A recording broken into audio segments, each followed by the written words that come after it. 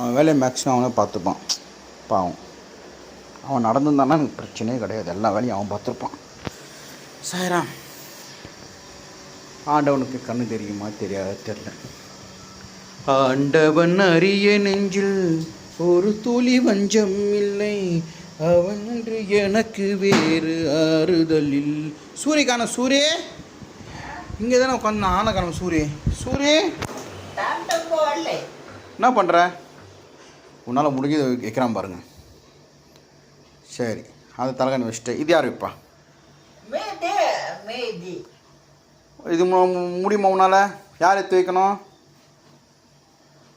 யார்? நான் யார் சொல்லு. நான் யார்? இதை நான் மேலே எடுத்து வைக்கணும்ல. பாய் எடுக்கணும். தண்ணி கை பாருங்க. ராஜ வாழ்க்கை வாழ்கிறான்.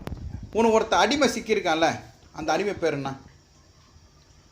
பேர் அடிமை பேர் பாபு. அடிமை பேர் பாபு. அடிமையாக வேலைக்காரனா? என்ன பேர்? உங்கள் அம்மா உன்னை பெற்று போட்டு மனசு பாரம் இல்லை. எவ்வளோ திமிர் பார்த்தீங்களா? எல்லா வேலையும் நான் செய்கிற என்னையே டே போடா வாடா வந்துட்டேன். வந்துட்டேன். எங்கள் அப்பா மாதிரி இருக்காருங்க.